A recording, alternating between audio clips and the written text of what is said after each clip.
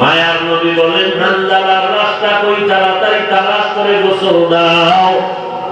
আল্লাহর অর্ডার হয়ে যায় পয়গম্বর, যেই হানজালা বাসরনাথের গোসল না করে আপনার মুহাব্বতে যুদ্ধের ময়দানে সে শাহাদাত বরণ করেছে, এর গোসলটা জমিনের পানি দ্বারা হবে না। আমি আল্লাহ ফেরেশতা দিয়া জান্নাতের পানি দ্বারা গোসল করায় দিয়েছি। কান্দিয়া বে কুলো রে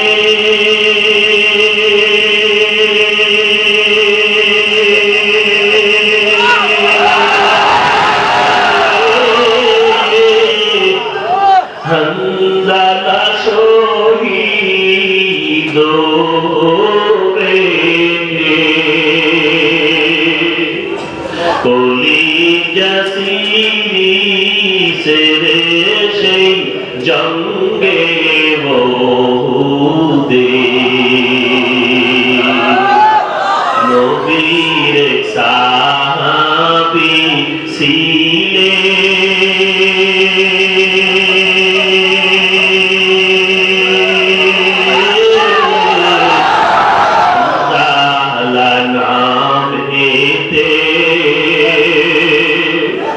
তিনি শহীদ হয়েছিলেন বিবাহের রাত্রিতে গিয়ে জঙ্গে বহুদে নবীর ডাকে আধার রাতে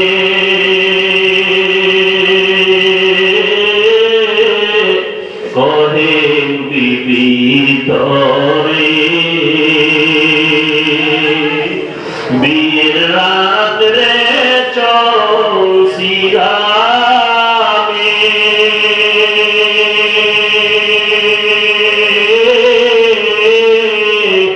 বিদায় দেওয়া মারে রে যাব জঙ্গে বহুদে কান্দিয়া ব্যাকুল রে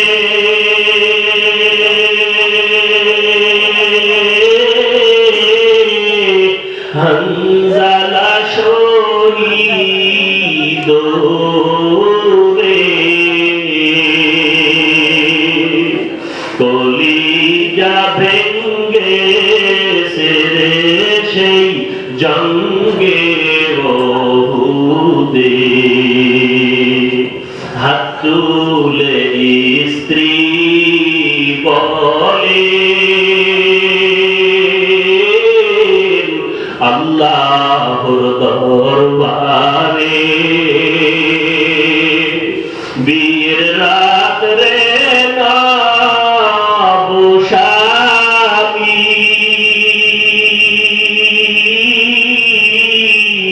ছুপিলাম তোমারে রে সেই জঙ্গে বহুদে যুদ্ধে গেলে শহীদ হইলে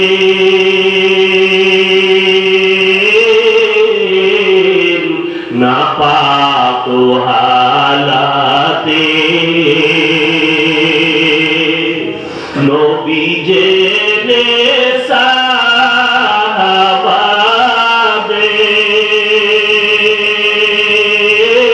সাহাবাদের বলেন গোসল দিতে রে সেই জঙ্গে বহুদে অমনি গাইবি আওয়াজ নবীজি পাইলেন শুনিতে হানজালার গোসল হইবে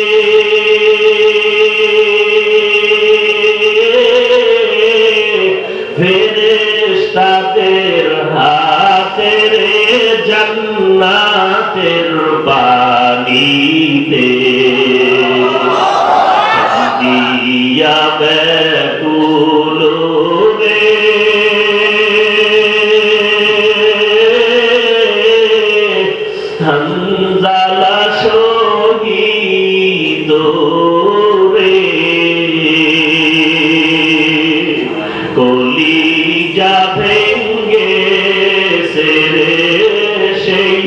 जंगे वो दे।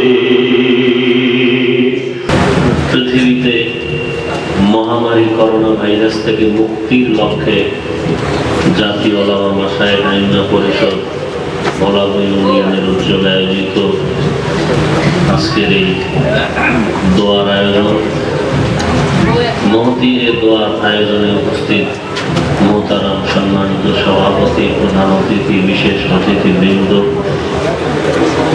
উলামায়ে হযরত আইম্মায়ে মাসাজিদ, আশেপাশের এলাকা থেকে আগত আল্লাহ পাকের আশিকিন, জাকিরিন, শাকিরিন, মুহিব্বিন, মুরব্বিয়ানে আযম, কলিজার টুকরা আমার সমবয়সী যুবক বন্ধুগণ, স্নেহের ছোট ভাই, পর্দার আড়ালে সম্মানিত মা ও আল্লাহ পাকের দরবারে লাখ হাজার শুকর যে আল্লাহ রাব্বুল আলামিন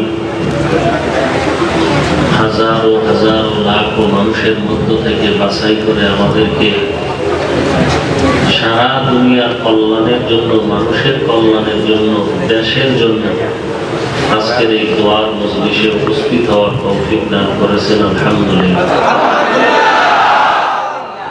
লক্ষ কোটি দরুদ ও সালাম সাইয়্যিদুল মুরসালিন রাহমাতুল লিল আলামিন শফিউল মুজনিবিন খাতামুন নবিয়্যিন হযরত মুহাম্মদুর রাসূলুল্লাহ সাল্লাল্লাহু আলাইহি ওয়া আলিহি ওয়াসাল্লামের উপর।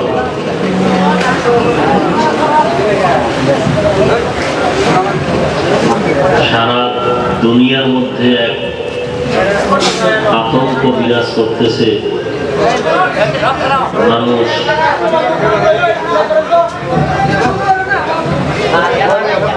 দুজন এক জায়গায় বসা,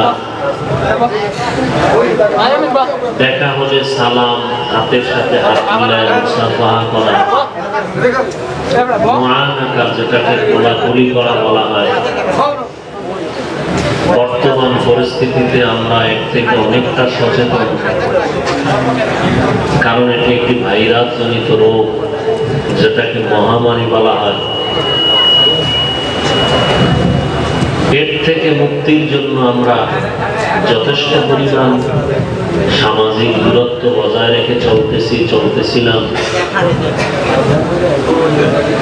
ক্রমান্বয়ে কিছুটা শিথিল হওয়ার কারণে আমরা মসজিদের থেকে একটু বাহিরে ছিলাম, আবার ভেতরে এসেছি। এই যে অবস্থাটা সারা দুনিয়াতে, এটা কোনো ব্যক্তি আক্রোশ নয়, কোনো ব্যক্তির থেকে এটা আসেনি। আল্লাহ প্রদত্ত যে মুসিবত, আমাদের গুনাহের হাতের কামাই করা ফসল।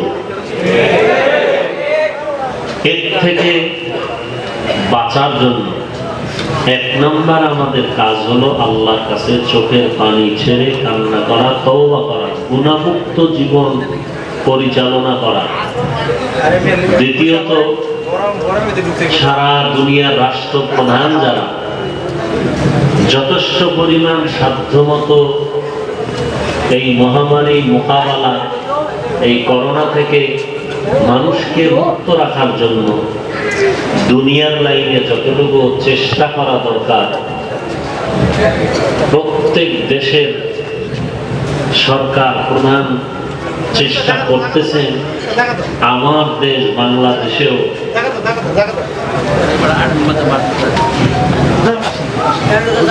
মাইকের কানেকশনটা না দিলে আশেপাশে যত লোক আছে এখন তো একটু বিভ্রান্ত হয়ে যেতেছে মানুষ, সবাই তো শোনার আশায় আছে। আমি আরো বন্ধ রাখছি যে ঘরোয়া প্রোগ্রাম, না না এখন তো আর ঘরোয়া নাই, দিয়ে দাও মাইকটা দিয়ে দাও।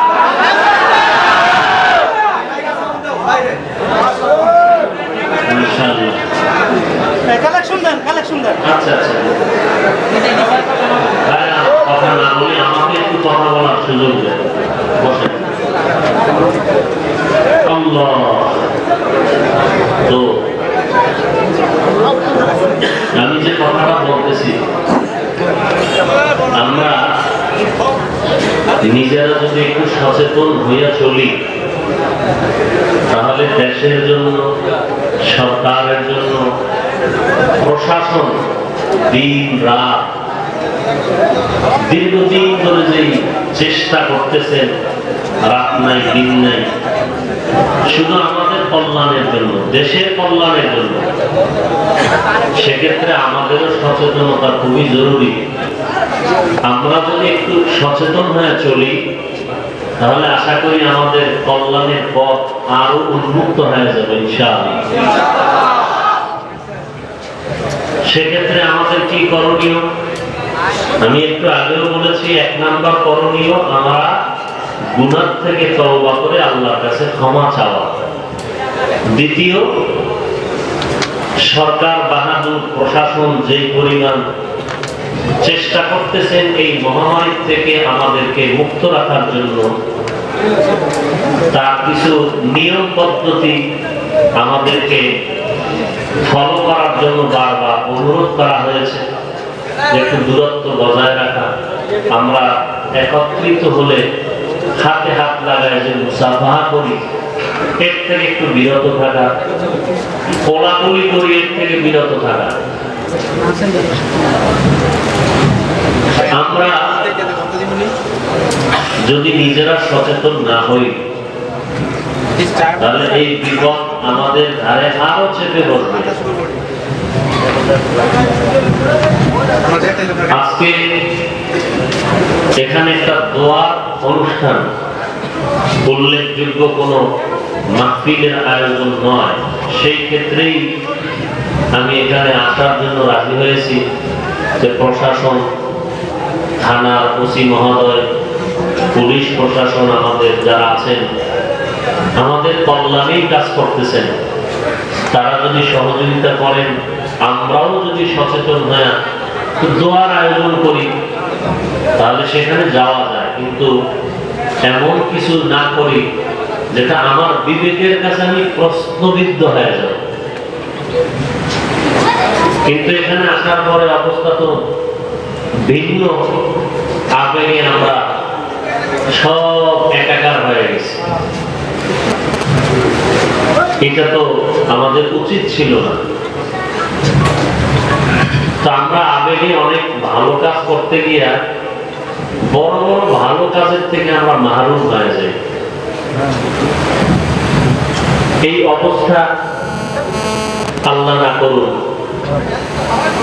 প্রশাসন আমাদেরকে মহব্বত করে সুযোগ দিলেন, কিন্তু এই অবস্থা যদি কেউ গভীরভাবে দেখে, আমাকে আপনাকে যদি জিজ্ঞেস করে যে এই অবস্থাটা, এই পরিস্থিতিতে, বর্তমান অবস্থায় এটা কি উচিত কাজ, আপনিও বলবেন আসলে এটা উচিত না। আমাকে জিজ্ঞেস করলে আমি বলবো না আসলে এইভাবে যে আমরা বসছি এটা উচিত না। তাহলে উচিত না আমার বিবেক দিয়ে বলতেছি, অথচ সেই কাজ যদি করি, তার মানে হলো আবেগে কাজ করে সামনে যে আরো দরজা খুলবে, সেই খোলা দরওয়াজাকে আরো বন্ধ করার আবেগ দিয়ে আমরা সেদিকে আগায় যাইতেছি। এজন্য আমাদের সচেতন হওয়া খুবই জরুরি। দ্বিতীয়, 5 ওয়াক্ত নামাজ যারা পড়ে, ওযু করে, পরিচ্ছন্ন থাকে, এই পরিচ্ছন্ন পরিবেশে যারা থাকে, পোশাক পরিষ্কার, শরীর পরিষ্কার রাখা, এটা সরকার প্রশাসন বলবে কেন? রাসূল তো বহু আগের থেকেই বলেছেন, পবিত্রতা ঈমানের অংশ। যে পরিষ্কার পরিচ্ছন্ন অবস্থায় থাকবে, অনেক মুসিবত থেকে আল্লাহ তাকে বাঁচায় রাখবে। তো যাই হোক, যেহেতু আমরা এসেছি, স্বল্প সময় আমরা কিছু কথা বলে, মূলত বয়ান না, গতানুগতিক কোনো ওয়াজ না, শুধুমাত্র গোটা দুনিয়ার মানুষের জন্য, আমার দেশের জন্য, দেশবাসীর জন্য আমরা আল্লাহর কাছে একটু দোয়া করে যাব। হয়তো এখানে বহু দাড়িওয়ালা, আলেম ওলামা, মুরব্বীরা আছেন, কারো না কারো আমিন কবুল হলে বিনিময়ে আল্লাহ সকলকে মাফ করে দিবেন। আর কোরআন ও সুন্নাহর আলোচনা আলোচনা যেখানে হয়, চোখের পানি পড়ে, আল্লাহর জিকির হয়, রাসূলের গুণগান হয়, ওখানে ফেরেশতা আসে, আল্লাহর রহমত আসে।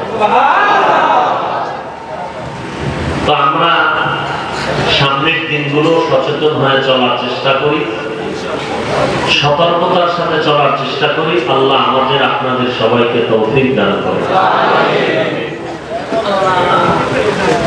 সংক্ষিপ্ত কিছু কথা বলার জন্য আমি আপনাদের পরিচিত কোরআন শরীফ থেকে একটি সূরা তেলাওয়াত করেছি, সূরাতুল আসর, ওয়াল আসর সূরা।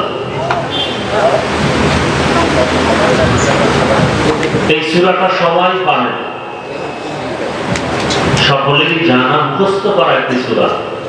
পর্দার আড়ালে আম্মা জানেরা আছেন, তারাও এই সূরাটা শুনতে শুনতে মুখস্থ হয়ে গেছে। সংক্ষিপ্ত আকারে এই সূরার আলোকে আমি কিছু কথা বলবো।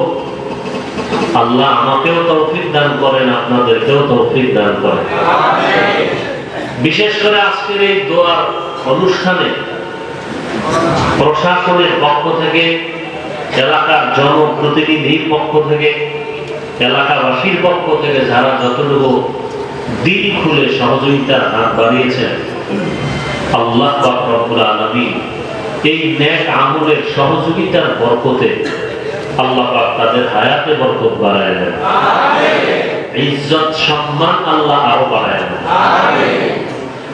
আর এই মহামারীতে কারো ভাই, কারো মা, কারো বাবা, কারো আপনজন পৃথিবীর থেকে বিদায় হয়ে গেছে। আমরা দোয়া করি, মোনাজাতেও দোয়া করব, আল্লাহ পাক রব্বুল আলামিন তাদেরকে শাহাদাতের মর্যাদা দান করুন।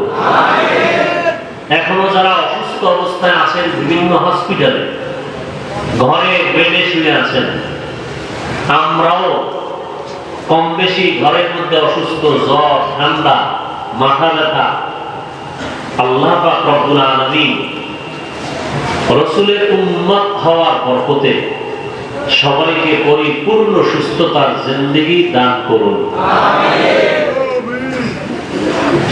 ওয়াল আসর, আসরের শপথ, ইন্নাল ইনসানা লাফি খুসর ইল্লাল্লাযীনা আমানু ওয়া আমিলুস সালিহাত ওয়া তাওয়াসাউ বিল হক ওয়া তাওয়াসাউ বিস সাবর। আল্লাহ পাক আসরের শপথ করে বলেন, নিশ্চিত পৃথিবীর সমস্ত মানুষ ক্ষতিগ্রস্ত জাহান্নামে। কে বলেন? আল্লাহ। ইল্লা, কিন্তু যাহারা ঈমান আনয়ন করেছেন, ওয়া আমিলুস সালিহাত, নেক আমল করেছেন, ওয়া তাওয়াসাউ বিল হক, মানুষকে ঈমান আমলের দাওয়াত দিয়েছেন, ওয়া তাওয়াসাউ বিস সাবর, আর যারা ঈমান আমলের দাওয়াত গ্রহণ করেনি, বরং উল্টা পথে চলেছে, তাদেরকে বাধা প্রদান করেছেন। সেই বাধার প্রেক্ষিতে কখনো বিপদে ধৈর্য ধারণ করেছেন। এই চার গুণওয়ালা ব্যতীত পৃথিবীর সমস্ত মানুষ ক্ষতিগ্রস্ত জাহান্নামে।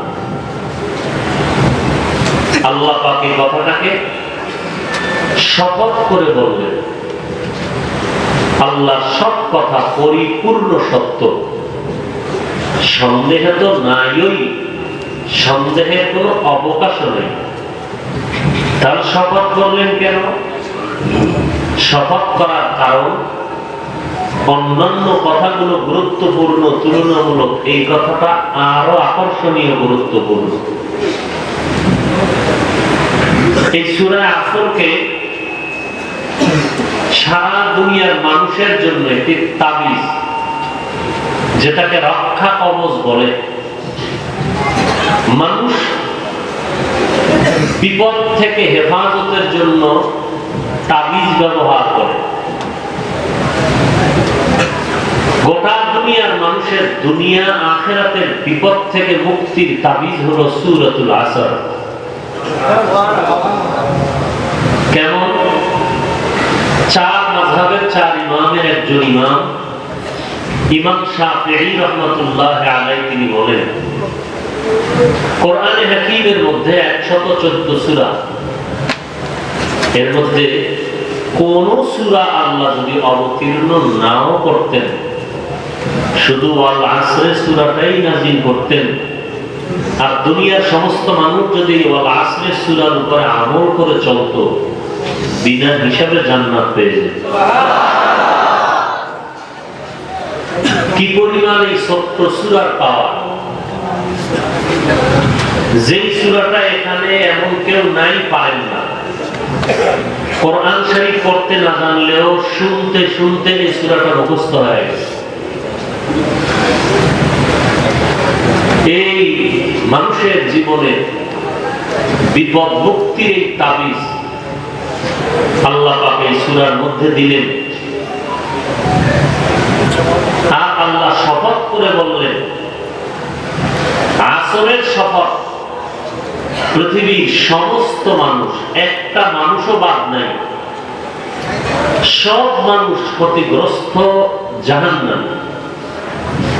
ইল্লা শব্দ দিয়ে আল্লাহ বললেন কিন্তু, 4 গুণওয়ালা মানুষ ব্যতীত।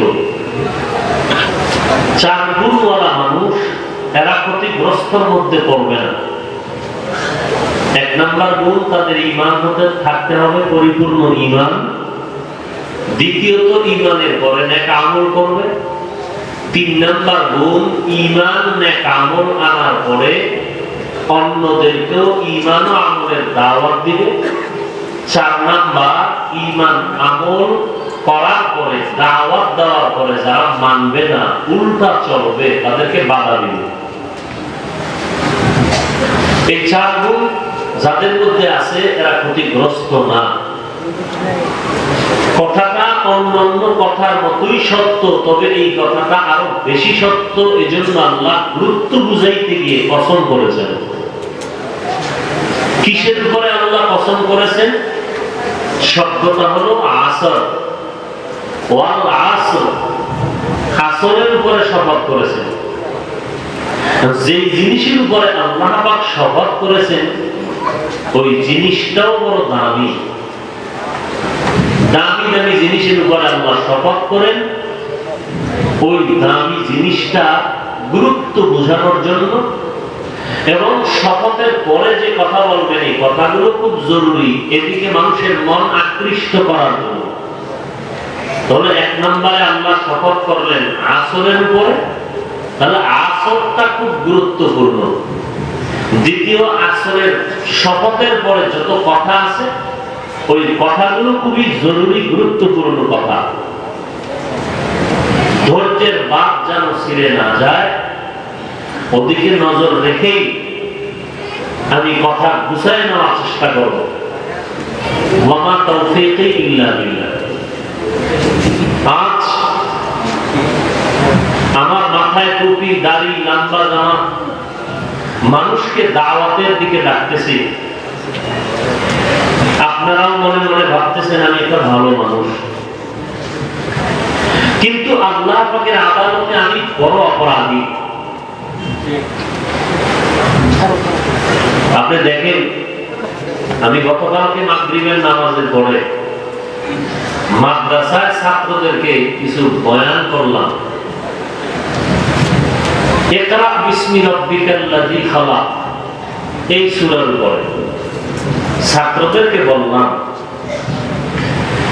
পৃথিবীতে মানুষ হলো শ্রেষ্ঠ, মানুষের মধ্যে মুমিনরা শ্রেষ্ঠ, মুমিনদের মধ্যে আম্বিয়া কেরাম শ্রেষ্ঠ, সমস্ত মাখলুকাতের মধ্যে আমার রাসূল শ্রেষ্ঠ।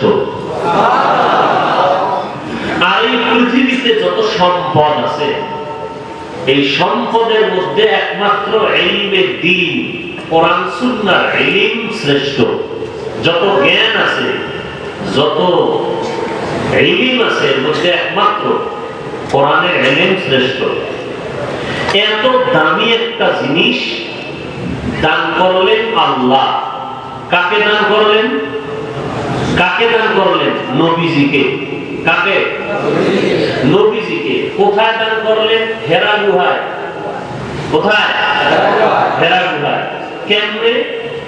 জিবরাইল আমিনকে পাঠাইলেন, নবীজির সিনা মোবারকের সাথে জিবরাইল আমিনের সিনা লাগায়া চাপ দেওয়াইয়া বলাইলেন এটা হে নবী আপনি পড়ুন। নবী বললেন মা আনা বিকারিন, আমি পড়তে জানি না। জিবরাইল আমিন আবার চাপ দিলেন এটা নবী পড়ুন। নবী বললেন মা আনা বিকারিন, আমি পড়তে জানি না। জিবরাইল এবার খুব জোরে চাপ দিয়েছেন। কয়টা হলো চাপ? শেষ চাপে রসুল পারি আর পারি না, কোনো পড়ারই খবর নাই, নবীজি কাঁপতে শুরু করলেন। সৃষ্টির শ্রেষ্ঠ রহমাতুল লিল আলামিনের শরীরে জ্বর উঠে গেল। হেরা পর্বত থেকে বের হইয়া ডাইরেক্ট আম্মাজান খাদিজাতুল কুবরা রাদিয়াল্লাহু আনহার ঘরে চলে গেলেন। গিয়ে বললেন জাম্মিলুনি, আমাকে কম্বল দিয়া ধরো, আমি অসুস্থ, আমার শরীর জ্বর। তো যেটা বুঝাইলাম নবীজির কোনো গুনাহ নাই। কেউ যদি মনে মনে সন্দেহ করে তার ঈমান নষ্ট। এই নবী শুধু গুনাহ নাই এতটুকু না, যে নবীর জন্য আল্লাহ নিজে পাগল, আসমান জমিন পাগল। কেমন নবী আমার, যে নবীর চেহারা দেখলে মানুষের পেটে চূড়ান্ত ক্ষুধা নিবারণ হয়ে যায়। কেমন নবীজি? আম্মাজান আয়েশা রাদিয়াল্লাহু আনহা বলেন চাঁদের আলোর থেকে নবীজির চেহারা মোবারকে আলো বেশি। নবীজি রাস্তা দিয়ে যখন চলেন মেঘের খন্ড রসুলের মাথা মোবারকের উপর একটা ছায়া দেয়, সূর্যের তাপ যেন নবীকে কষ্ট না দেয়। আর গাছ দুই পাশ থেকে নবী হাঁটতেছেন রাস্তার উপরে, গাছ দুইয়া দিয়ে নবীকে সালাম দেয়। এত নবীর সম্মান, এত মর্যাদা। নবীজি দুনিয়াতে আসার আগে নবীর গুণগান মুসলমান না, আম্বিয়ায়ে কেরাম না, বেদিনদের জবানেও চলতেছে। বেদিনদের জবান। পৃথিবীতে একটি মানুষের মন গড়া ধর্মের নাম আছে বৌদ্ধ ধর্ম। কি ধর্ম ভাই? এই ধর্মের গুরুর নাম গৌতম বুদ্ধ। ঈসা নবী দুনিয়াতে আসার শত শত বছর আগে এই ধর্ম আবির্ভূত হয়েছে। ধর্মের গুরুকে গৌতম বুদ্ধ। শত বছরে গৌতম বুদ্ধ পাহাড়ের জঙ্গলায় গিয়ে এক জায়গায় বসে বসে ধ্যান করত আল্লাহ হওয়া।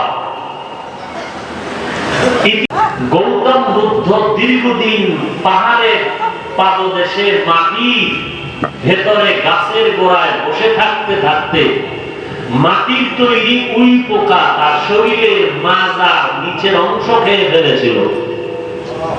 এই গৌতম বুদ্ধ দীর্ঘ বছর সাধনা করে যে ধর্মের আবির্ভাব ঘটালো, ওই ধর্মের নাম বৌদ্ধ ধর্ম। ওই ধর্মের মূল স্লোগান হলো জীব হত্যা মহাপাপ। কাউকে হত্যা করা যাবে না, কোন মাছ কাটা যাবে না, গাছ কাটা যাবে না, গরু কাটা যাবে না, কোন প্রাণী হত্যা করা যাবে না, এটা মহাপাপ। যদিও সেই গৌতম বুদ্ধের প্রচারিত ধর্মের অনুসারী ওই বার্মা যারা মুসলমানকে কচু কাটা কাটলো, অথচ তাদের ধর্মের মূল স্লোগান জীব হত্যা মহাপাপ। এই গৌতম বুদ্ধ যখন মৃত্যুবরণ করবে ঠিক সেই সময় তার ভক্ত বৃন্দরা চতুর্পার্শ্বে দাঁড়িয়ে বলতেছে, বুদ্ধদেব আপনি মৃত্যুবরণ করবেন, এতদিন আমরা আপনার অনুসরণ করে পথ চলেছি, আপনার পরে কার অনুসরণ করব? গৌতম বুদ্ধ বলে আমার কথা বলতে কষ্ট হয়, মৃত্যুর সময় আমার ঘনিয়ে এসেছে, তারপরও একটু পরিচয় দেই।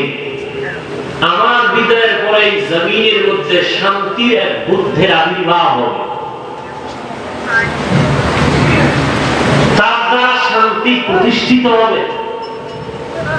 ভক্তরা বলে সংক্ষিপ্ত পরিচয় আমাদের জন্য যথেষ্ট নয়, পরিপূর্ণ পরিচয় চাই।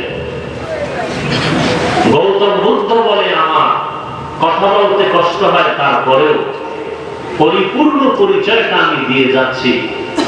আমার বিদায়ের পরে এই পৃথিবীতে এমন একজন শান্তি বুদ্ধের আবির্ভাব হবে, যার বাবার নাম হবে আব্দুল্লাহ, মায়ের নাম হবে আমেনা, তার নাম হবে মুহাম্মদ। তাহলে আপনার আমার মায়ার নবী রাহমাতুল লিল আলামিন এত বড় দামি, পৃথিবীতে আসার আগে থেকে মুমিন মুসলমান আম্বিয়া কেরামরা বেদিনদের জবানেও তার গুণগান প্রশংসা।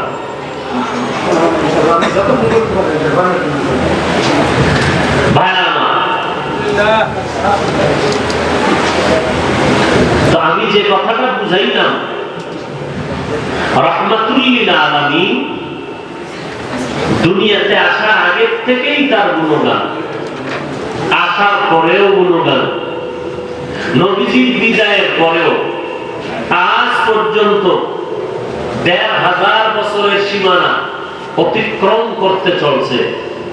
নবীর গুণগান কলমের দ্বারা, জবানের দ্বারা, বক্তব্যের দ্বারা ওলামায়ে কেরাম, পীর মাশায়েখ, জুমআর খতিব, বক্তাগণ এত পরিমাণ লিখতেছেন, বলতেছেন, কিয়ামত পর্যন্ত নবীর গুণগান চলবে, এর কোনো শেষ হবে না। এমনকি কিয়ামতের দিনও নবীজির গুণগান চলবে। কোন দিন? কিয়ামতের দিন নবীর গুণগান চলবে। তাহলে এত দামি এই ব্যক্তি, এত দামি, যার শরীর মোবারকে মশা মাছি পড়া হারাম। কোন মশাও পড়ে না, মাছিও বসে না। কেমন নবী! আমাদের গর্ব।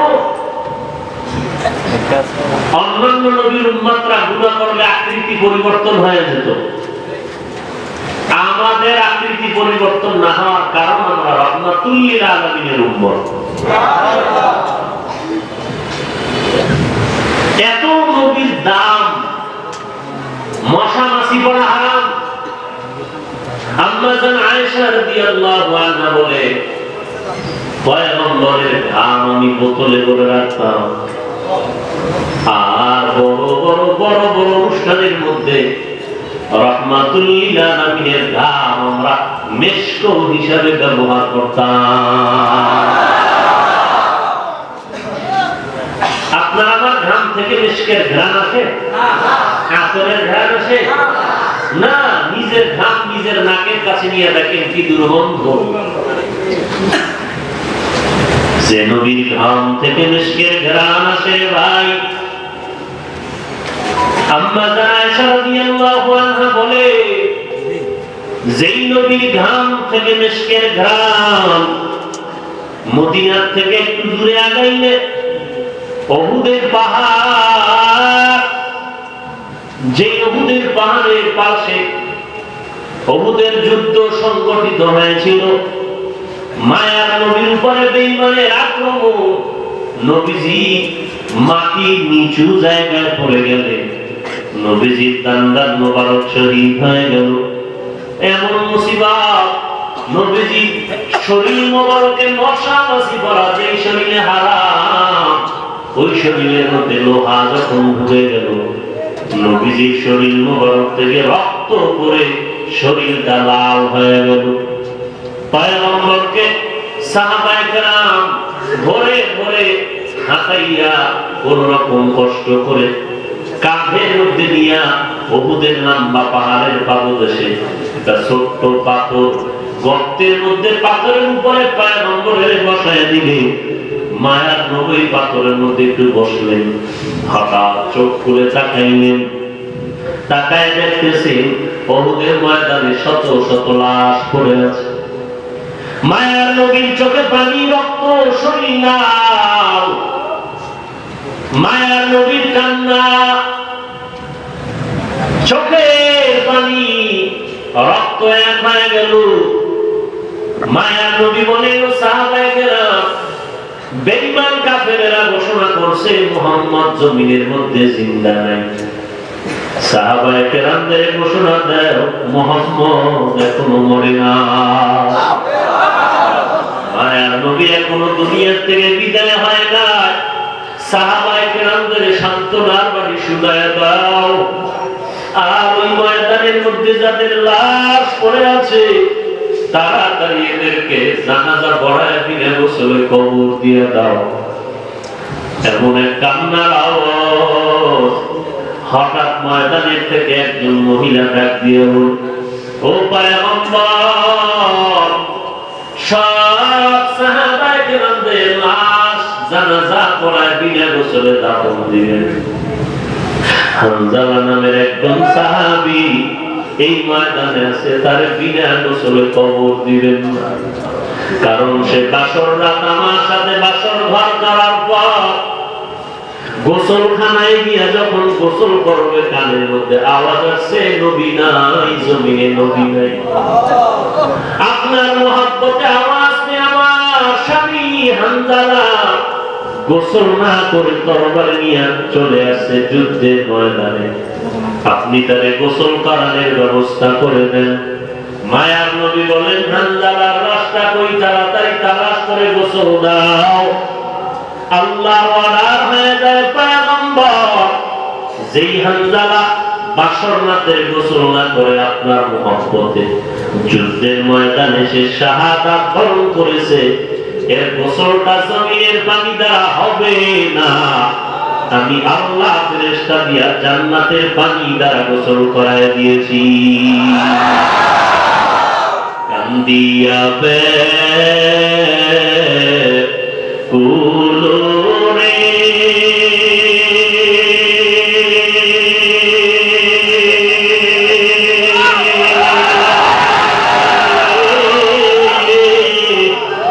হানজালা শহীদ রে, কলিজা সিরিছে রে সেই জঙ্গে বহুদে।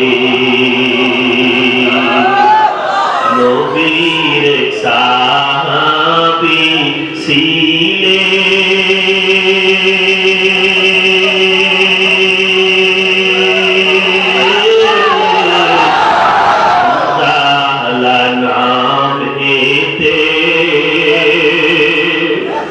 তিনি শহীদ হয়েছিলেন। বিবাহের রাত্রিতে গিয়ে জঙ্গে বহুদে। নবীর ডাকে আধার রাতে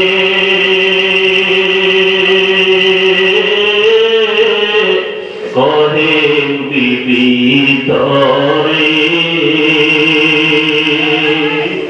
বিয়ের রাত্রে চলছিলামে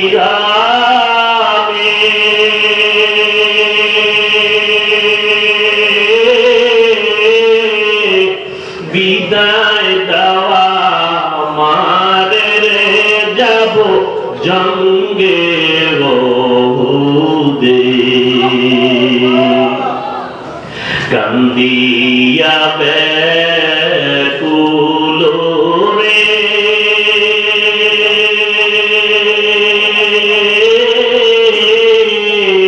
হানজালা শহীদ রে, কলিজা ভেঙ্গে সেরে সেই জঙ্গে বহুদে। হাত তুলে স্ত্রী বলে, আল্লাহর দরবারে বীর রাত্রে নবস্বামী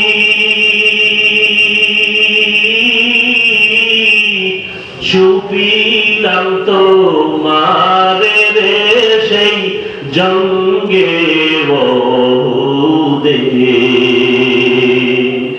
যুদ্ধে গেলে শহীদ হইলে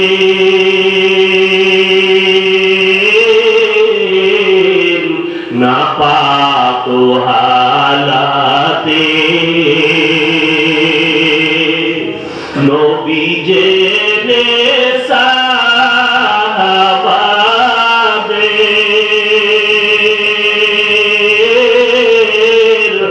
বলেন গোসল দিতে রে সেই জঙ্গে ওহুদে অমনি গাইবি আওয়াজ নবীজি পাইলেন শুনিতে হানজালার গোসল হইবে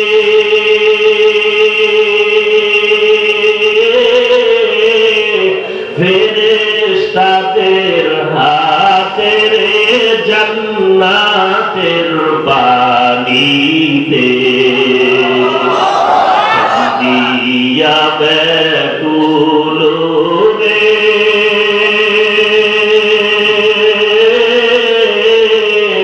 হানজালা শহীদ রে কলিজা ভেঙ্গে সেরে সেই জঙ্গে ওহুদে এরে নবীর আশিক উম্মতের দল রাহমাতুল লিল আলামিন যখন ঘোষণা দিলেন সাহাবায়ে কেরামদের বিনা গোসলে কবর দিয়া দাও জানাজা পড়া আর হানজালার লাশটা তালাশ করো গোসলের ব্যবস্থা করো যখন আওয়াজ আসলো না আপনার সাহাবী হানজালা আপনার এত পাগল এর গোসলটা দুনিয়ার পানি দ্বারা হবে না জান্নাতের পানি দ্বারা গোসল হয়ে যাবে সাহাবী একজন দেখার জন্য ময়দানে দৌড়ায় খুঁজে খুঁজে হানজালার লাশ বের করে তাকায় দেখে মাথার চুলের আগা বেয়ে বেয়ে গোসলের পানি যেন এখনো ঝরতেছে ইমামুল আউয়ালিন আল আখিরিন বহর সাদকা রাহমাতাল লিল আলামিন সাইয়্যিদুল কাউনাইন খাতমুল মুরসালিন আখির আমদুদ ফখরুল আউয়ালিন শুধু ওজুদাস রাহমাতুল লিল আলামিন মসজিদে উশুদ হামারে জমিন আমি যে কথাটা বুঝাইতেছিলাম কেমন মায়ার নবী আমার ওহুদের পাহাড়ের পাদদেশে মায়ার নবী অসুস্থ হইয়া যে পাথরটার উপরে বসছেন ওই পাথরটা আজও সৌদি আরবের সরকার লোহার গিরিল দিয়ে আটকে রেখেছে আল্লাহর জাতের কসম করে বলি সেই ১৫০০ বছর আগে উহুদের ময়দানে মায়ার নবী যেই পাথরটা একটু আরাম করার জন্য বসছিলেন এখনো সেই পাথর থেকে এখন পর্যন্ত মিশকের ঘ্রাণ এখন পর্যন্ত সেই পাথরের থেকে মিশকের ঘ্রাণ নবী যেখান থেকে হেঁটে যাইতেন নবী হেঁটে যাওয়ার পরে দীর্ঘদিন ওই জায়গা থেকে মিশকের ঘ্রাণ পাওয়া যেত সেই নবী যার শরীর মোবারকে মশামাছি পড়া হারাম ঘাম থেকে মিশকের ঘ্রাণ সেই নবী উহুদের ময়দানে দাঁত ভাঙলেন কেন সেই নবী জিবরাইল আমিন বুকের সাথে বুক লাগায় জোরে চাপ দিলেন কেন আল্লাহ তো এমনিতেই সিনার মধ্যে কোরআন জমা করে দিতে পারতেন জিবরাইলের দিয়ে চাপ দিলেন জ্বর উঠে গেল নবী অসুস্থ হয়ে গেলেন কেন আল্লাহ বুঝায় দিলেন ও দুনিয়ার মানুষ রাহমাতুল লিল আলামিনকে বুঝাইলেন হে নবী সারা দুনিয়ার মধ্যে আমার শ্রেষ্ঠ সম্পদ হলো কোরআনের ইলম আর এই ইলম আমি দেখেছি আপনার শ্রেষ্ঠ ব্যক্তিকে এটা এমনিতেই পাওয়া যায় না এত দামি জিনিসটা যিনি আমানত রাখবেন তার কষ্ট স্বীকার করতে হবে সেই কষ্টের নমুনা কিছুটা আমার রাসূলকে দিয়া আল্লাহ পাক দৃষ্টান্ত কায়েম করলেন। কিয়ামত পর্যন্ত এই দ্বীন ও ঈমানের আমানত যারাই রক্ষা করবে তাদের জন্য কষ্ট আপন করে নিতে হবে। এই কষ্ট ছাড়া এই দ্বীনের আমানত রক্ষা করা যাবে না। নবীজির উপরে যেই পরিমাণ কষ্ট আছে সেই তুলনায় হাজার কোটি ভাগের বিভাগ তো গোটা দুনিয়ার উন্নতের মাঝে আসে।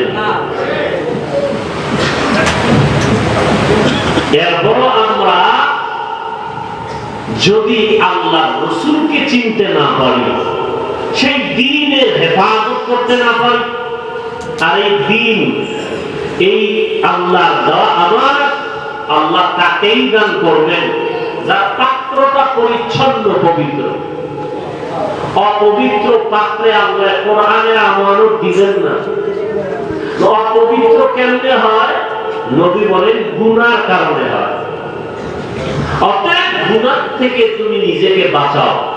যে নবীর কোনো গুনাহ নাই, সারা দুনিয়ার মুসলমান আহলে সুন্নাত ওয়াল জামাতের বিশ্বস্ত একুরেট আকীদা, সমস্ত নবীরা মাসুম বেগুনাহ।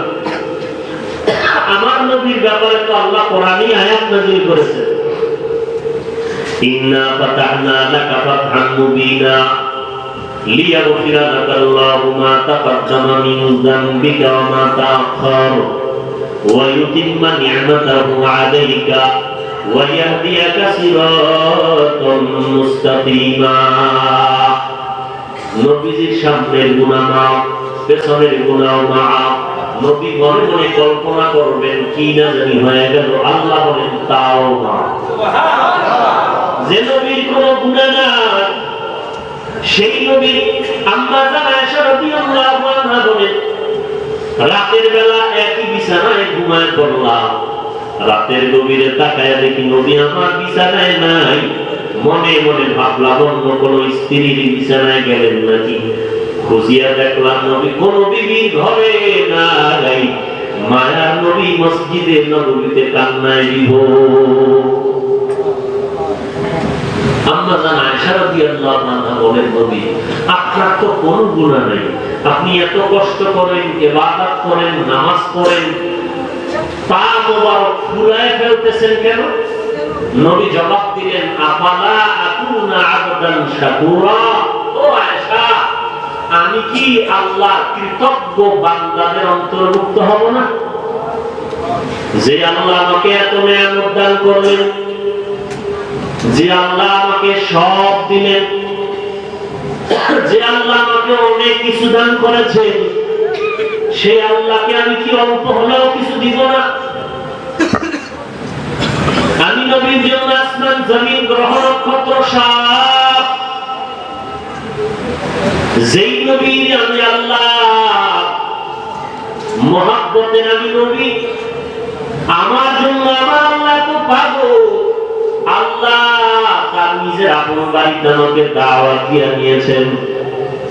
যে আল্লাহ আমাকে এত নিয়ামত দান করেছে, আমি নবী সেই আল্লাহর জন্য কি একটু হলেও কিছু করব না? নুন খায় গুণ গায় না। গ্রামের মানুষ বলে নিমক হারাম, নুন খায় গুণ গায় না, এ বলে নিমক হারাম। আল্লাহ বলেন বড় নিমক হারাম ইনসান, ইন্নাল ইনসানা লিরাব্বিহি লাকানুদ। মানুষ বড় নিমক হারাম, কারণ নিঃশ্বাসটা নিতেছি কার দেওয়া, বের করতেছি কার দেওয়া। তাহলে আল্লাহ দেওয়া নিঃশ্বাস আল্লাহ যদি অর্ডার দেয় বন্ধ, সাথে সাথে বন্ধ।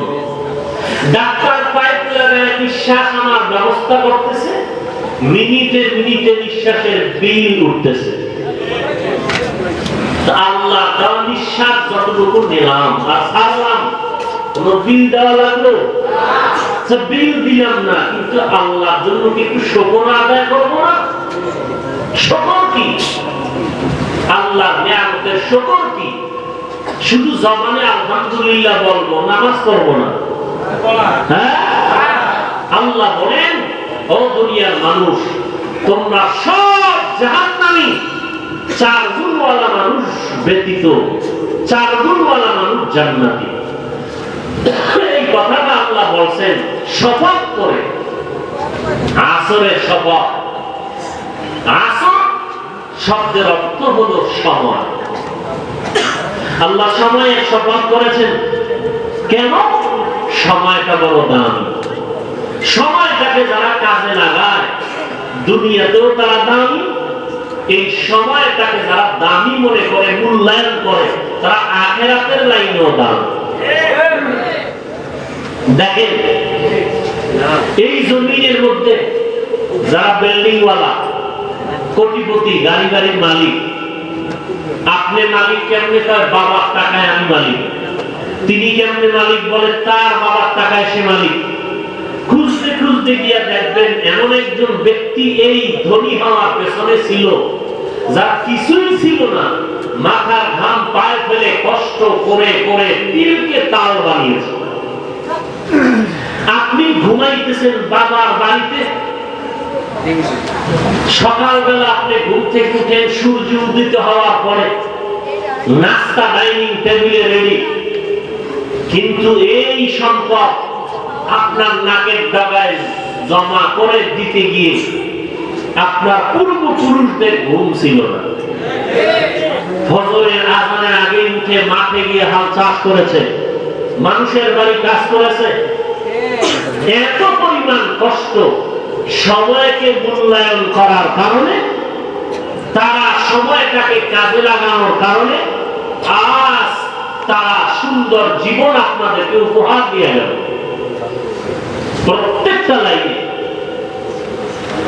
যারা গরিব আস্তে আস্তে আস্তে আস্তে ধনী হয় কেন? তারা ঘুমে সময় কাটায় না, সময়টাকে মূল্যায়ন করে। ঘড়ির টাইম যারা টাইমে ঘুমায়, টাইম মতো খানা খায়, ডিউটি করে, সন্তানের হক আদায় করে, স্ত্রীর হক আদায় করে, বাকি সময় কামাই রুজিতে সময় ব্যয় করে, এরাই সম্মানের সাথে দামি হয়ে যায়। আল্লাহ সেদিকে ইঙ্গিত করে বলেন ওয়াল আসর, সময়ের শপথ, সময়টা বড় দামি। তোমরা সময়কে মূল্যায়ন করে 4 গুণের অধিকারী যদি হতে পারো, তাহলে সময়ের মূল্যায়নের কারণে ওই 4 গুণের মাধ্যমে তুমি বিনা হিসেবে জান্নাত পেয়ে যাবে। আজকে সময়কে যারা কাজে লাগিয়েছে তারাই দামি হয়েছে, আর যারা সময়টাকে অপচয় ব্যয় করেছে তাদের জীবনটা সমূলে ধ্বংস হয়েছে। আজ গোটা জমিনের মধ্যে এই করোনা ভাইরাস দেশে নতুন ভাবে পৃথিবীটাকে সৃষ্টি করে উপহার দিল। যারা বিদায় নিয়ে গেল তো গেল, যারা বেঁচে আছে তাদের জন্য নতুন এক পৃথিবীর আগমন। ও মানুষ, জীবনে যত অপচয় সময় কাটিয়েছ, বন্ধু আর বান্ধবীদের আড্ডায় পড়ে, গুনাহের কাজে, মা বাবার সাথে অপরাধ করেছো, ভাইয়ের সাথে অপরাধ করেছো, প্রতিবেশীর সাথে অন্যায় করেছো, গরিবের হক নষ্ট করেছো, আমি আল্লাহ পাক এই মহামারী দিয়ে তোমাদেরকে সতর্ক করলাম। নতুন জীবন তোমাদের দান করলাম। এমন এক মহামারী যা কোনো ঔষধ নাই, যেই লোক দেখা যায় না, হঠাৎ অসুস্থ, হঠাৎ মৃত্যুবরণ করে, এমন এক মুসিবত আজ গোটা দুনিয়াতে, যেই মুসিবতে পড়লে সন্তান মায়ের থেকে আলাদা হয়। আপনি চিন্তা করেন এক মিনিট, যে কি এক মুসিবত, যে মায়ের থেকে সন্তান আলাদা হয়ে যায়, সন্তান থেকে মা বাবা আলাদা হয়। কোন দুনিয়ার বাহাদুর এখানে আর বাহাদুরি করতে পারতেছে না, সবাই মাথা নত করে আছে। আল্লাহ পাক পরীক্ষা হিসেবে দিলেন, এখন যারা বেঁচে আছো নতুন ভাবে সময়টাকে নিয়ে চিন্তা করে রুটিন অনুযায়ী জীবনকে সামনে পালন করো, কারণ তোমার হায়াত এখন যেটা পাইতেছে এটা তোমার জন্য বোনাস। এই হায়াতটা কি আমাদের বোনাস? না হয় আমার ভাই চলে গেল, আমার মা, আমার বাবা, আমার আত্মীয় স্বজন, অনেক আপনজন চলে গেছে, যাদের মৃত্যুটা মেনে নিতে পারি না। অনেক যুবকরা মরে যায়নি? এই যে গত কয়েকদিন আগে নেত্রকোনা, ওই যে পানিতে ডুবে গেল, হ্যাঁ, এরপরে ঢাকা লঞ্চ ডুবে গেল, এই যে কয়েকদিন আগে কত মানুষ মরে গেল, কত যুবক।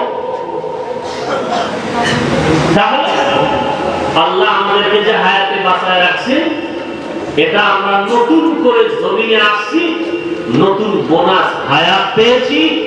এখন কাজ হলো এই হায়াতটাকে আমরা সময়ের মূল্যায়নে কাজে লাগাইয়া 4 গুণ অর্জন করব। ইনশাআল্লাহ আমাদের দুনিয়া হবে শান্তির দুনিয়া, পরকালে ইন্তেকালের পরে আমার কবর হবে জান্নাতের বাগান। ওয়াল আসর, সময়ের শপথ, সময়টাকে কাজে লাগায় সামনে আগাও। দুনিয়ার লাইনে যারা সময়টাকে কাজে লাগায় তারা দুনিয়া তো যেমন দামি, আখিরাতের লাইনেও যারা সময়টাকে কাজে লাগাবে আল্লাহ পাক বলেন তারা আখিরাতের লাইনেও বড় দামি হয়ে যাবে। আখিরাতের লাইনে দামি কেমনে? আপনিও খানা খাইতেছেন, আমরাও খানা খাই। আপনারা খানা খান 3 বেলা, আমরাও খানা খাই কয় বেলা? 3 বেলা খানা আপনারাও খান, আমরাও খাই। আপনারাও রাতের বেলা ঘুমান, আমরাও ঘুমাই। আপনারাও ব্যবসা করেন, আমরাও ব্যবসা করি। আপনারাও দোকানদারি করেন, আমরাও দোকানদারি করি। আপনারাও গোসল করেন, আমরাও গোসল করি। আপনারাও বাথরুমে যান, আমরাও বাথরুমে যাই। আপনারাও বিবাহ শাদী করেছেন, আমরাও করেছি। আপনারা যখন রাতের বেলা ঘুমাইতে যান, আপনারা যখন খানা খান, আমরাও খানা খাইতে বসি। আপনারাও খানার সময় লবণ রাখেন, পানি রাখেন, পেনের গ্লাস রাখেন, আমরাও রাখি। তবে ব্যবধানটা কি? এই খানা খাওয়ার সময়টাও যদি আপনি মূল্যায়ন করেন, খানাটাও নেকের পাল্লায় ওজন দেওয়া হবে। আর যদি খানার সময়টা হাসি তামাশা করে কাটায় দাও, এই খানাটা তোমার পেটের মধ্যে গিয়া রোগ সৃষ্টি হয়, তোমাকে ক্ষতির মধ্যে ফেলে দিবে। বলে সময়টা খানার মধ্যে কেমনে কাজে লাগাবো? বলে খানার মধ্যে আসন ছাড়া 3 তরিকায় যে কোনো একটা তরিকায় বৈশা খানা খাও। চেয়ার টেবিল ছাড়া সমতল জমিনে বসে খানা খাও। খানার শুরুতে দোনো হাতের কবজাটা সুন্দর করে আলাদা একটা পাত্রের মধ্যে পানি দিয়ে ধুয়ে নাও, প্লেটটা আলাদা পানি দিয়ে ধুয়ে নাও। খুব খেয়াল করেন, খানা আপনিও খান, আমিও খাই। আসন ছাড়া বসতে হবে, চেয়ার টেবিল ছাড়া বসতে হবে। ঠেকায় পড়লে মাসআলা ভিন্ন হয়ে যাবে। খানা খাওয়ার শুরুতে দোনো হাতের কবজাটা সুন্দর করে ধুয়ে নাও। প্লেটের যেই প্লেটে আপনি ভাত নিবেন ওই প্লেটে না, ভিন্ন পাত্রে আপনি দোনো হাতের কবজাটা ভালো করে ধুয়ে নেন। এটা সরকার কেন বলবে? আমাদের প্রশাসনের লোকেরা কেন বলবে? আপনি পরিষ্কার ভাবে হাতটা ধুয়ে নেন। 1500 বছর আগে আমার মায়ার নবী সারা দুনিয়ার মানুষের এই সুন্নতের আমল শিখিয়ে দিলেন। দোনো হাতের কবজা আলাদা প্লেটে ধুয়ে নাও। এরপরে তুমি যেই প্লেটে খানা নিবে ওই প্লেটটা আরেকটা আলাদা পানি দিয়ে ধুয়ে নাও। ধোয়ার পরে খানা নাও। খানা নিয়ে তুমি বিসমিল্লাহ বলে খানা শুরু করো। তোমার প্রত্যেকটা লোকমা পেটের মধ্যে যাবে, আর এই লোকমা তোমাকে ইবাদতের শক্তি যোগায় দিবে। ডান দিক দিয়ে খানা শুরু করো, বিসমিল্লাহ বলে খানা শুরু করো। খানা প্লেট থেকে পড়ে গেলে উঠায় খাও। প্লেটের নিচে একটা আলাদা কাপড় দাও, দস্তারখানা দিয়ে খানা খাও। এরপরে খানাটা শেষ হইলে প্লেটটা চেপে আঙ্গুল দিয়ে খাও। এরপরে প্লেটে হাত দিও না, প্লেটটা আলাদা রাখো। হাত আবার ভিন্ন পাত্রে দোনো হাতের কবজা সুন্দর করে ধুয়ে নাও। নবীর সুন্নাত অনুযায়ী খানা খাইলা। এই খানাটা নেকের পাল্লায় ওজন দেওয়া হবে, এটা হবে সওয়াবের কাজ। খানা আপনিও খাইলেন, আমিও খাইলাম। বলেন আপনার খানা আমার খানায় ব্যবধান আছে না নাই? সময়টাকে কাজে লাগাইলে খানাও বন্ধ হবে না, বিয়া শাদিও বন্ধ হবে না, বাজার করাও বন্ধ হবে না। আপনিও দোকান খুলছেন, একজন দিনদার ব্যক্তিও দোকান খুলবে। সে তালা চাবিটা যখন ধরবে বলবে বিসমিল্লাহ, দোকান খুলবে বলবে বিসমিল্লাহ। দোকান খুলে আল্লাহর মহব্বতে শুকর আদায় করবে, কোরআন তেলাওয়াত করবে, জিকির তাসবিহ তাহলিল করবে, আর মানুষের সাথে নাতে ভেজাল দিবে না, তার ব্যবসাও হয়ে যাবে, আল্লাহর কাছে দামও বেড়ে যাবে, অল্প টাকায় বরকত বেশি হবে। না হয় আপনি আজকে বালিশে মাথা লাগায় চিন্তা করবেন যে 50-1 লাখ টাকাও কামাই করিয়া শান্তি পাওয়া যায় না, মাথা গরম, 100 উপরে হাই মেজাজ। তাহলে আপনার ঘরে খানেওয়ালা কয়জন? আপনি, আপনার ম্যাডাম, আর বেশি থেকে বেশি সন্তান 1 আর 2, ছেলে হোক মেয়ে হোক, কথা বলেন না কেন? ছেলে হোক মেয়ে হোক, দুটোর বেশি নয়, একটা হলে। তাহলে মোটামুটি ঘরে আছে কয়জন? 4 জন। আর একজন হুজুরের ঘরে এর দুটো নাই, 4টা নাই, খালি আলহামদুলিল্লাহ চলতেছে। ছেলে আলহামদুলিল্লাহ, মেয়ে আলহামদুলিল্লাহ। বা একজন বলে না আলহামদুলিল্লাহ, 2 জন বলে না আলহামদুলিল্লাহ। যত সন্তান হয় ততই শুকর আদায় করে। আর আল্লাহ কোরআনে বলেন, নাহনু নারযুকুহুম ওয়া ইয়্যাকুম, রিজিক ওদেরকে দেই আর ওদের বরকতে তোমাদের।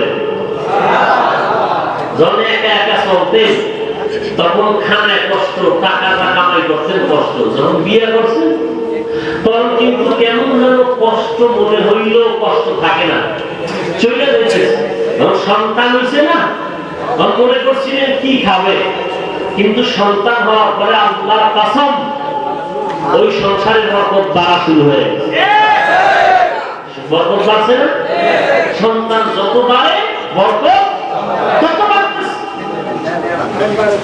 কারণ আল্লাহ বলেন রিজিক ওদেরকে দেই তারপরে তোমাদেরকে। রিজিকের মালিক সন্তান না আল্লাহ? তাহলে আপনার ঘরে খানেওয়ালা সংখ্যা কম, টাকা কামাই করেন বেশি, মাথা গরম বেশি, কিন্তু টুপিওয়ালার ঘরে খানেওয়ালার সংখ্যাও বেশি, টাকাও কম। কোন পেরেশানি আছে? কথা বলেন, কোন টেনশন আছে? আল্লাহর কাছে দোয়া করে, আল্লাহ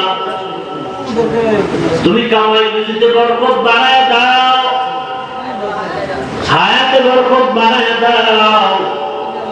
শুধু তাই না, আপনাদের এলাকার মসজিদের ইমাম সাহেব যখন মুনাজাতে হাত তুলে তখন দোয়া করে, আয় আল্লাহ এলাকায় শান্তি দান করো, এলাকার ব্যবসায়ীদের ব্যবসায় বরকত বাড়ায় দাও, এলাকায় যারা কবরস্থ তাদের কবর জান্নাতের বাগান বানায় দাও, যারা অসুস্থ তাদের সুস্থ বানায় দাও। হাদিস শরীফে আল্লাহ রাসূল বলেন, যেই বান্দা অন্যদের জন্য দিল খুলিয়া দোয়া করবে, আল্লাহ সবাইকে তুমি মাফ করে দাও। আল্লাহ পাক রব্বুল আলামিন বলে, বান্দা তুই যখন সবার জন্য দোয়া করেছো, আমি তোরে দিয়েই বরকত শুরু করে দিলাম। তুমি যখন বলছো আল্লাহ সবাইকে মাফ করো, আমি আল্লাহ তোরে দিয়া পাপ শুরু করলাম।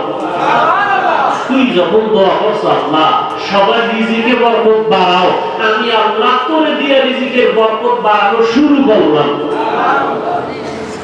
স্পষ্ট রাসূলের হাদিস। তো আমরা অন্যের জন্য দোয়া করতেই চাই না, করতেই চাই না। হ্যাঁ, টাকা দিছি ইমাম সাহেবের 1000 টাকা, হুজুর আমার আব্বার জন্য দোয়া করবেন। উম্মা কান লাগায় দেয়, মুনাজাতের ভিতরে হুজুরে আরেকজনের নামও কইছে, মনে মনে কষ্ট লাগবে।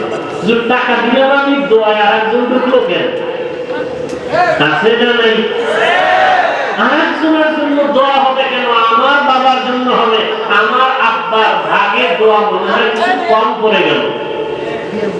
অথচ রাসূলের হাদিস, অন্যের জন্য যত বেশি দোয়া করবেন তত নিজের বেশি ফায়দা হবে। নবীজির কথা কি মানেন না? তাহলে দোয়া অন্যের জন্য কম হবে না বেশি হবে? আল্লাহ আমাদের সবাইকে দোয়া করার তৌফিক দান করেন।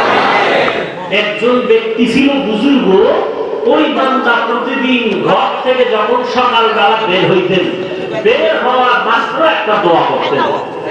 বলবো কি দোয়া? ওই ব্যক্তি ঘর থেকে বের হইয়েই যাকে দেখতেন সামনে চোখের নজরে প্রথম তার জন্য দোয়া করতেন, আল্লাহ এই যত লোক আমি দেখলাম ঘর থেকে বের হইয়া, এরা যেই উদ্দেশ্যে ঘর থেকে বেরিয়েছে তাদের উদ্দেশ্যের মধ্যে বরকত বাড়ায়।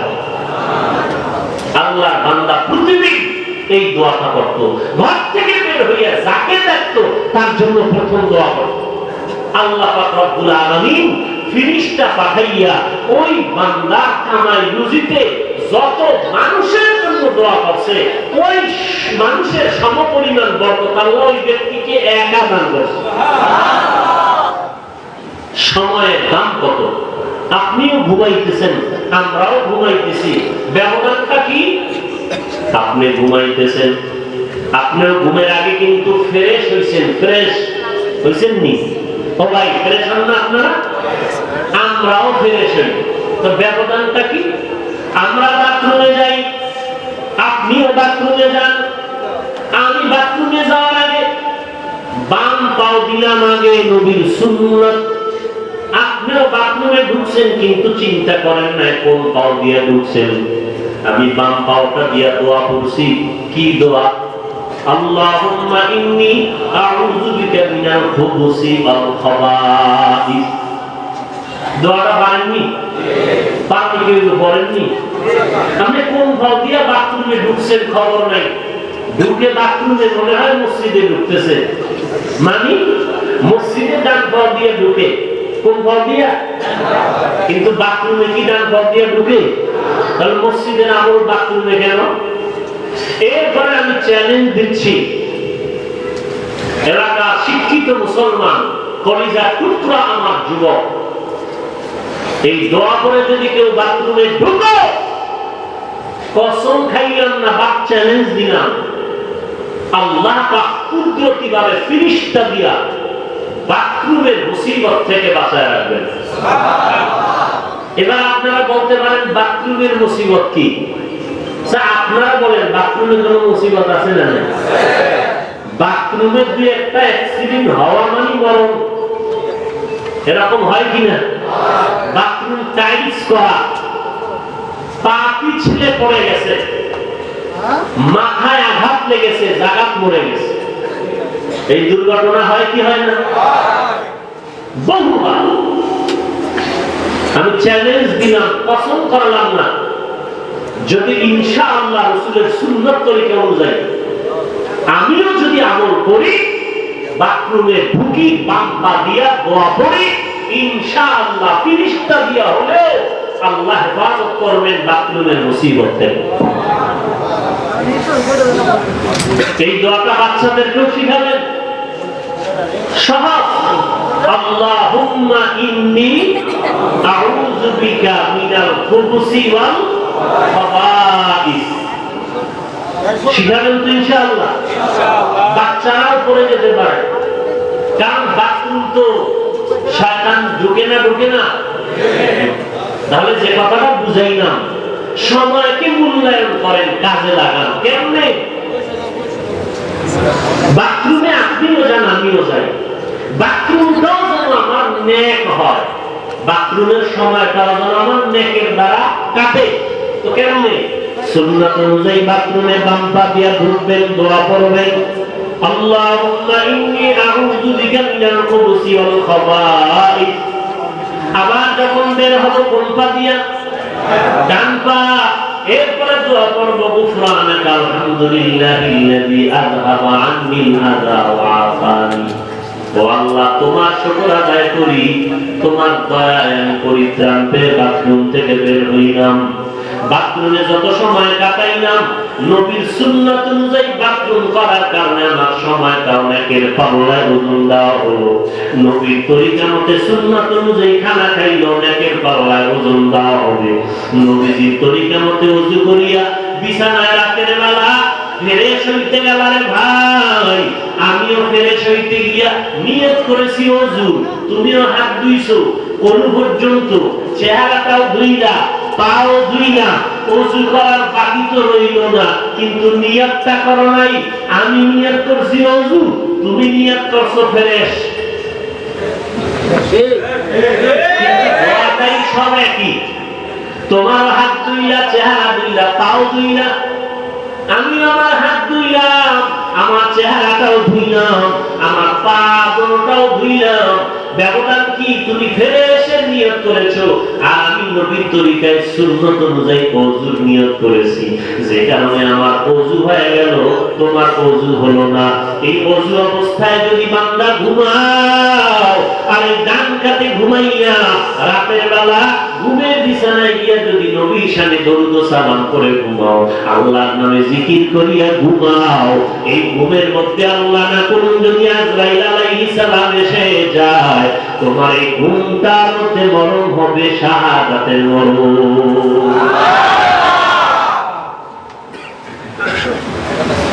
ফ্রেশ হইলেন, বাথরুমে গেলেন, আমিও ফ্রেশ হইলাম, ব্যবধান আছে না নাই? কি আপনি পুরো গোসল করছেন, আমি করি নাই এমন? আপনিও যা ধুইলেন, আমিও তা ধুইলাম, ব্যবধান কি? আপনি নিয়ত করেছেন ফ্রেশ, আর আমি কি নিয়ত করেছি? এতটুকু নিয়ত। খানা আপনিও খাইলেন, আমিও খাইলাম, বসা আর লোকমা আর দোয়াদায়ী ব্যবধানে আমারটা হইল নেক, আপনারটা নবীর তরিকা মতো হয় নাই, নেক হয়। আল্লাহ শপথ করে বলেন, আসরের সময়ের শপথ, সময়টারে কাজে লাগাও, সময়টারে মূল্যায়ন করে 4 গুণ অধিকারী হয়ে যাও। 1 নম্বর ইমানটারে মজবুত করে নাও, ইমান মজবুত করার পরে 2 নম্বরে নেক আমল করো। নেক আমল কি? নবীর সুন্নাত অনুযায়ী চলাটাই নেক আমল। এই জমিনে সবথেকে বড় বুজুর্গ বাইশাত মাগরিবালা, এই জমিনের মধ্যে সবথেকে বুজুর্গ ওই ব্যক্তি, আল্লাহর কাছে প্রিয় ওই ব্যক্তি, যে একটা জিনিস কঠিন ভাবে ধরবে আর একটা জিনিস কঠিন ভাবে ছাড়বে। মনে রাখবেন ভালো কইরা, বর্তমান জমিনের মধ্যে বিশাল বড় পীর দস্তগীর বড় কামেল না, বর্তমান দুনিয়াতে বিশাল বড় মুহাদ্দিস আর মুফাসসির বড় বক্তা কামেলের পরিচয় না। বর্তমান জমিনে সারা দুনিয়ার মধ্যে ওই ব্যক্তি আল্লাহর কাছে বড় দামি, যে একটা জিনিসকে জীবনে আপন বানাইয়া নিবে, আর একটা জিনিসকে চিরতরে দূর করবে। আপন বানাইবে নবীর সুন্নাত, আর জীবনের থেকে দূর করবে মোবাইলের গজব। আপন বানাইবে মোবাইল কি? আপন বানাইবে জীবনের মোবাইল কি? তো যাও সুন্নতে আহমদ তুজা পা মুহাম্মদ কায়বুদ নিসবতরা কার শয়তা বিকুনি নামত ওলি গলি নামতাস্তায় বরলি। আপন বানাবো কি ভাই? সুন্নাত। নখগুলো কাটতেছেন, আমরাও কাটতেছি না? এখন আপনার নখগুলো একটু ছোট করে কাটেন, সুন্নাত আদায় হয়ে গেল। চুল আপনারাও কাটেন, আমরাও কাটি, একটু নবীর তরিকা মতো কাটলে সুন্নাত হয়ে গেল। সুন্নাতের আপন বানায় নাও, আর জীবনের থেকে দূর করবো কি? কি দূর করবো? মোবাইলের গুনাহ। এই মোবাইলের দ্বারা সিনেমায় যাওয়া লাগবে না। প্রত্যেকটা মানুষের হাতের মধ্যে সিনেমা হলের পরোটা নিয়ে বসে আছে। ও ভাই, মোবাইল তো আমার হাতে আছে, তোমার পকেটেও মোবাইল আছে। মোবাইলটা খুলিয়া রাস্তা দুইটা, ডানে আর বামে। ডানের রাস্তায় বিসমিল্লাহ বলিয়া ঢুকবা, কোরআন তেলাওয়াত, আলেম ওলামাদের বয়ান। বিসমিল্লাহ ছাড়া তুমি বাম দিকে ঢুকবা, গান বাজনার আওয়াজ। কেউ যদি মোবাইলটা খুলিয়া, আমার এক যুবক ভাই মোবাইলটা খুলিয়া যদি কোরআনের একটা বয়ান শুনে, কোন আলেমে বয়ান শুনিয়া যদি দিলটা নরম হয়, চোখের 2 ফোঁটা চোখের পানি ছেড়ে দেয়, এরকম ঘটনা বয়ান শুনিয়া মোবাইলে চোখের পানি ছেড়ে তওবা করছে ঘটনা আছে না? উত্তরবঙ্গে গত বছর বয়ানে গেলাম, একটা যুবক আছে কলেজে পড়ে, এসে বলে, হুজুর মাথায় একটু দম করে দোয়া করেন। দোয়া করলাম, আমার বললাম, বাবা একটা কথা, মোবাইল থেকে নিজের বাঁচায় রাখো। যুবক ছেলে আমার দিয়ে তাকায় মুস্কি হাসি একটা হুজুর এমন একটা কথা কেন বললেন? আজকে মোবাইলের কারণেই তো আপনাকে আমি চিনি না, আজকে এই মোবাইলের কারণেই তো আপনার বয়ান শুনিয়া, আজকে মোবাইলের কারণেই তো আপনার বয়ান শুনিয়া আমি 5 বেলার নামাজ পড়ি, 1 বেলার নামাজও ছাড়ি না। আমি বোবা হয়ে তাকায় রইলাম, কি করবো? তখন আমি বললাম, বাবা তোমার কথাটা অনেক চমৎকার, তবে আমি ওই নিয়েতে বলছি যেন মোবাইলের দ্বারা গুনাহ না হয়। যাকে সরাসরি দেখা জায়েজ নাই তাকে মোবাইলে ভিডিও তো দেখা জায়েজ নাই, আছে? আপনার মা, আপনার বোনেরা, আপনার ঘরের মহিলারা আমাকে সরাসরি দেখা হালাল না হারাম? ঠিক এটা মোবাইলের ভিডিও তো দেখা হারাম। আপনার বোনকে আমি যেমন দেখা হারাম, এটা ভিডিও আকারে মোবাইলে অন্য বেগানা নারী দেখা আমার জন্য হারাম। আপনাদের এই মোবাইলের মাধ্যমে মানুষ ঘরে বসে বসে হাসতে হাসতে গুনাহ করতেছে। এই লকডাউনে সব ব্যবসা বন্ধ, আড্ডা বন্ধ, সব বন্ধ। এরপর কি গুনাহগার বন্ধ রাখছে? গুনাহ ঘরের মধ্যে বইয়া ক্যারাম বোর্ড খেলে, ঘরের মধ্যে বসে লুডু খেলে, তাস খেলে, আর মোবাইলের আর কত গেমস আছে নামও জানি না, কখনো খেলিও না, কল্পনাও করি না। ওই মাঝে মাঝে মানুষের মুখে শুনে শুনে আপনাদেরকে সতর্ক করি রে বাবা, এই লকডাউন, এই করোনায় কত মানুষ মরিয়া গেল, একবার কি তোমার আমার মরণের চিন্তা অন্তরে আসবে না?